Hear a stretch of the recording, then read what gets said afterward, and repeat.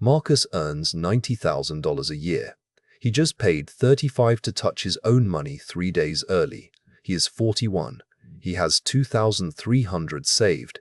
He drives a car he cannot afford. He drinks coffee he says he earned. You know Marcus. You might be Marcus. A good salary protects you from nothing. It just raises the ceiling on how much you can waste. Marcus is not stupid. He is not lazy. He works hard for that 90 grand. So why is he scared to open his banking app? Watch one payday. You will see the whole machine. The money hits at midnight Friday. By Saturday afternoon, a third of it is gone. Not on rent, not on bills, on now. New headphones because the old ones were fine, but these were better. A quick shop run that became a full cart. Each choice was small. Each one felt like a treat he earned. Here is the part that stings. Every purchase is a quiet vote. Today's Marcus wins. The 60-year-old Marcus pays. That older man does not feel real to him. Not yet. Psychologists have a name for this. Present bias. Some guy who will sort it out later. You spend on yourself today and mail the bill to a person you have never met. How strong is the pull? Stronger than you think. Researchers showed people photos of their own faces, aged decades on a screen. After staring at that older face for 1 minute, people saved more money. Seeing the stranger become real changed the choice. That is how far you are from the person who lives with your spending. A screen trick can wake him up. Most days, nothing does. Back to Marcus on Saturday. In his head, he is not being reckless. Every purchase has a reason. Life is short. He works too hard to eat rice at home. He will start saving next month when things calm down. Things never calm down. That is not bad luck. That is the design. Next month always has its own now. A fresh sale. A hard week that needs a reward. A friend's birthday he forgot until the invite hit. The month he plans to start always sits 1 month ahead of the month he is in. Quick question. How many times have you said next month? How many next months actually showed up? Let me walk you through one normal week inside Marcus. Monday, he skips lunch prep and grabs a sandwich near the office. $12. Wednesday, rough meeting, so he orders in. $28. Thursday, an ad shows him a phone gadget and he taps buy. $19. Friday, drinks with co-workers because saying no felt cheap. $55. None of that felt like spending. It felt like living. Not one moment made him pause. That is the whole trick. The money that sinks Marcus never announces itself. It never comes as one scary number. It comes as 15 small yeses that each felt fair. 15 yeses a week. 60 a month. Over 700 a year, not one of them big enough to remember. Now stack 52 of those weeks. That is where the 90 grand goes. It gets darker. The better Marcus does at work, the worse this gets. He got a raise 2 years ago. $8,000 more a year. You would think it went into savings. It went into a nicer apartment, a car payment, and a habit of never checking prices. The raise did not lift him. It raised the cost of his now. This has a name too. Lifestyle creep. Every time your income climbs, your idea of normal climbs with it. Last year's treat becomes this year's baseline, so you never get ahead. You just buy a fancier version of broke. Remember the first apartment Marcus rented? He was thrilled to have it. Today he would call it a dump. The apartment never changed. His floor moved. A moving floor is a trap. You can earn twice as much and feel just as stretched. That is the trap of a decent income. Broke on a small salary hurts loud. You feel every dollar. Broke on 90 grand hurts quiet. You can always cover this week. So the alarm never rings. Let me put a real number on what Marcus hands that stranger. Say he burns $600 a month on pure now, the extra dinners, the upgrades, the stuff he forgot he bought. 600 feels like nothing. week to week on 90 grand. Over 20 years invested at a normal return, that 600 a month becomes around 340,000. Read that again. Marcus is not skipping a coffee. He is skipping a third of $1 million, so today feels a little smoother. Picture the account he could have. That is a paid-off house. That is walking away from a job that grinds him down. That is real freedom, built from dinners he cannot even remember eating. He keeps buying tiny fake versions of it, $28 at a time. He does not feel the loss. That is the cruel part. You cannot feel money you never see. The dinner is warm and right in front of him. The 340,000 is a ghost.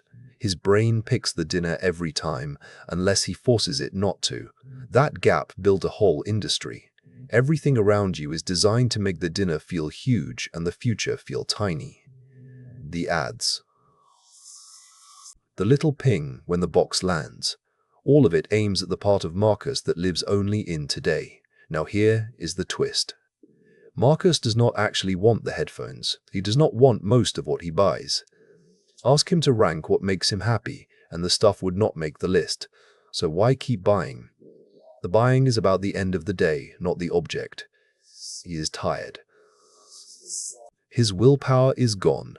He said no to things all day at work. By evening, he has nothing left to say no with. This is real, and it has a shape. Your self-control works like a phone battery. It drains as the day goes on.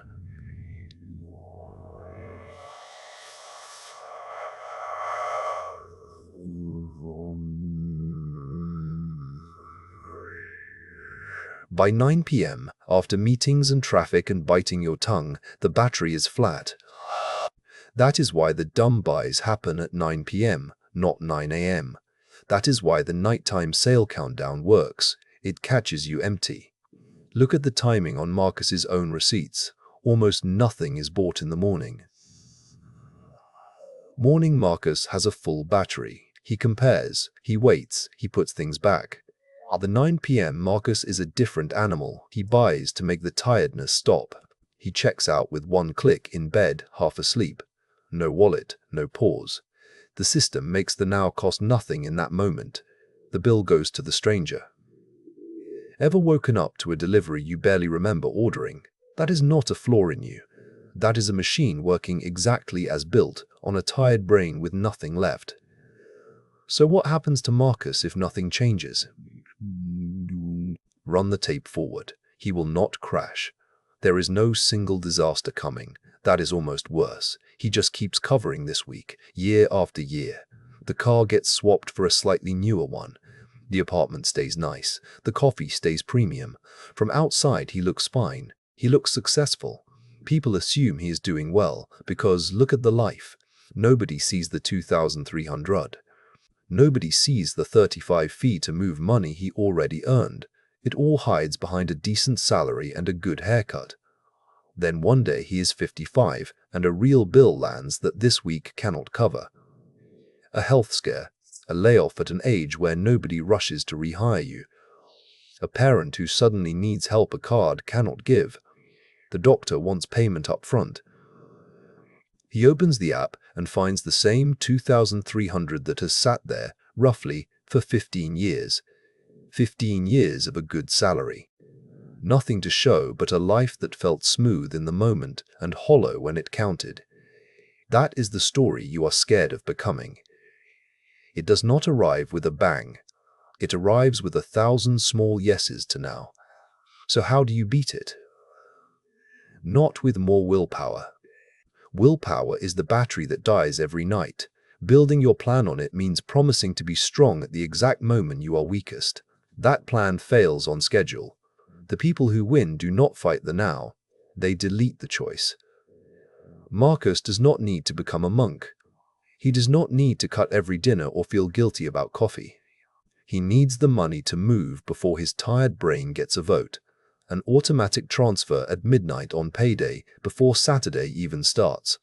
The stranger gets paid first, while Marcus sleeps and cannot talk himself out of it. That is the whole secret. Make the future automatic. Make the now the thing you have to fight for. Right now the setup is backwards. Saving takes energy at night when he has none. Spending happens by default with one tap. Flip it. Make saving the default. Make spending take effort. You will spend less without trying because your tired self picks the easy path, and now the easy path saves. When saving runs on its own, you stop leaning on willpower.